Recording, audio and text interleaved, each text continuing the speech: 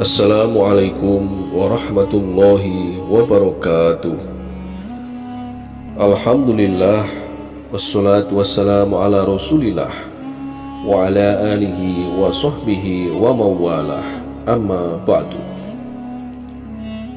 Puji dan syukur kepada Allah, Tuhan sekalian alam, atas segala limpahan rahmat dan hidayahnya.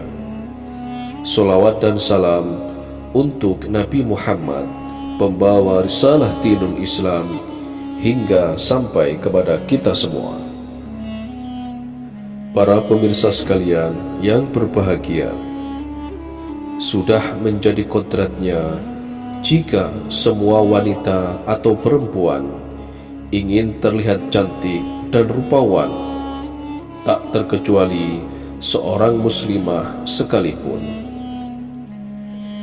Dikarenakan sebab itulah, beberapa wanita memilih caranya masing-masing untuk bisa tampil cantik dan menawan dimanapun dia berada.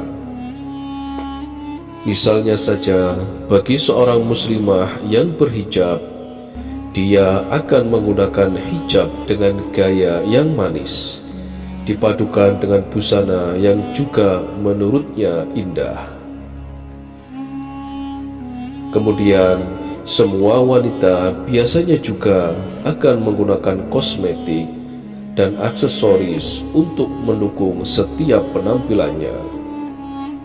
Namun sangat disayangkan, terkadang ada juga seorang wanita hanya demi ingin terlihat cantik sampai-sampai berlebihan dalam berdandan, dan dia tidak sadar bahwa hal tersebut ternyata dilarang dalam ajaran agama Islam.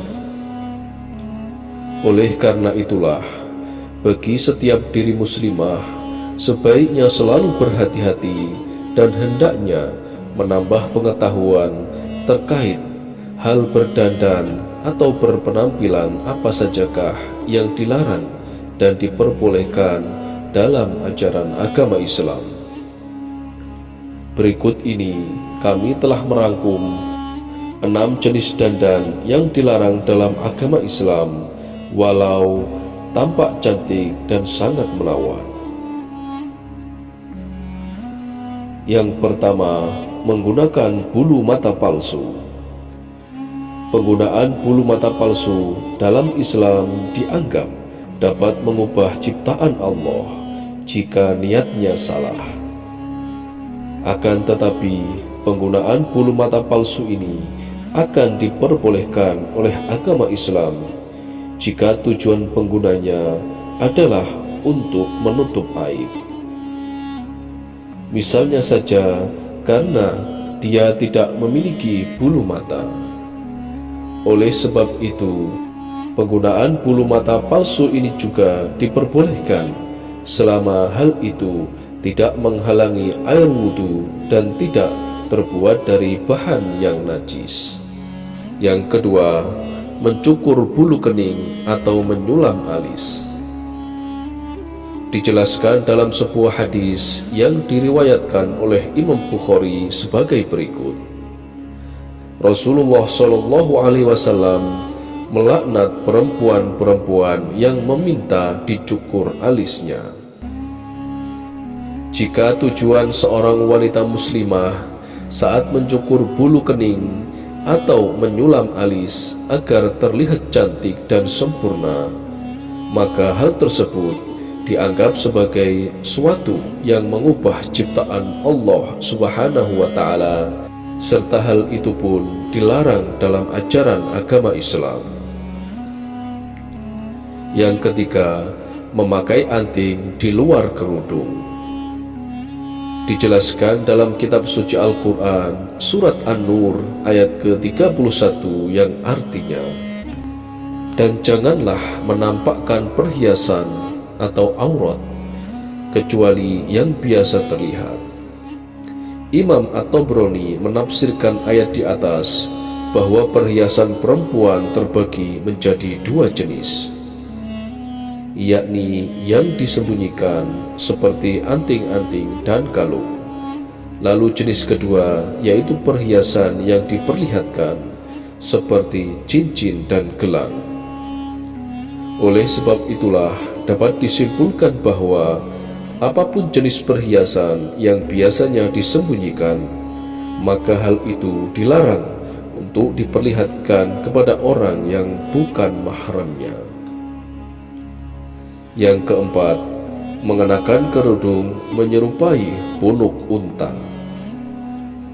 Berpenampilan cantik namun dilarang dalam Islam adalah mengenakan kerudung yang menyerupai punuk unta. Seperti dijelaskan dalam sebuah hadis, ada dua golongan ahli neraka yang aku belum pernah melihatnya.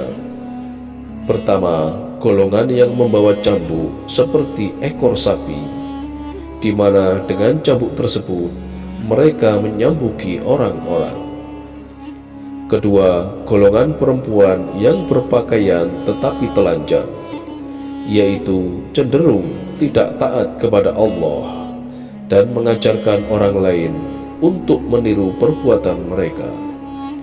Kepala-kepala mereka seperti punuk-punuk unta yang miring, dan mereka tidak akan masuk surga dan tidak akan mencium bau surga. Padahal sesungguhnya bau surga akan tercium dari jarak perjalanan ini, seperti perjalanan sekian dan sekian. Menurut Imam An-Nawawi, kerudung punuk unta ditafsirkan yaitu seseorang yang membesarkan kepalanya dengan kerudung atau sorban yang digulung di atas kepalanya. Jadi intinya, sorban atau kerudung tersebut digulung di atas kepala, bukan di belakang kepala. Sedangkan para model-model inner hijab dengan tonjolan di bagian belakang tidak termasuk atau tidak dinamakan sebagai punuk unta, karena posisinya tidak di atas, melainkan di belakang kepala. Yang kelima, menggunakan parfum yang berlebihan. Selanjutnya yang dilarang dalam agama Islam yaitu menggunakan parfum yang berlebihan.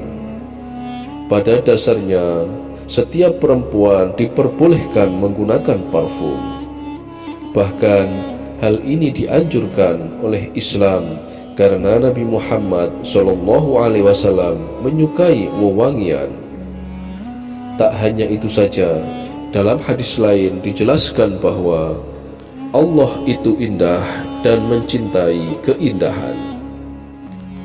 Namun, dalam menggunakan parfum atau wewangian ini, sebaiknya disesuaikan dengan tujuan penggunanya.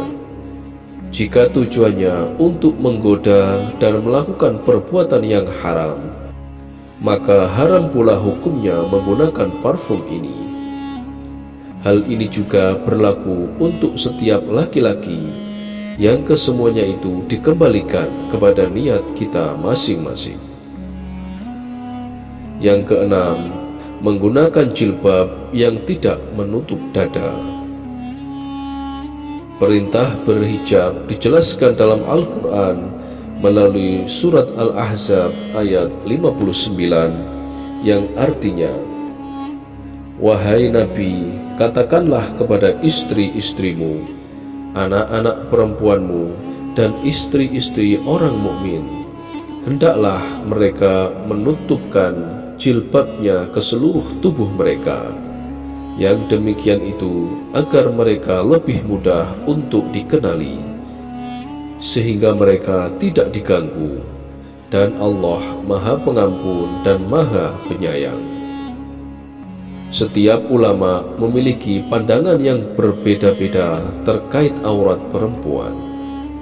Akan tetapi, jika mengikuti pendapat para ulama yang mengatakan bahwa aurat perempuan adalah seluruh tubuhnya kecuali wajah dan kedua telapak tangan, maka laksanakan juga ajaran di atas tadi. Itulah tadi 6 jenis dandan cantik yang dilarang dalam agama Islam. Meskipun begitu, melakukan 6 hal di atas tadi kembali lagi pada tujuan dan niat kita masing-masing. Dan juga ingatlah bahwa hal-hal yang dilakukan secara berlebihan juga tidaklah dianjurkan dalam Islam. Semoga informasi ini dapat bermanfaat untuk kita semua yang menyaksikan video ini dimanapun saat ini berada.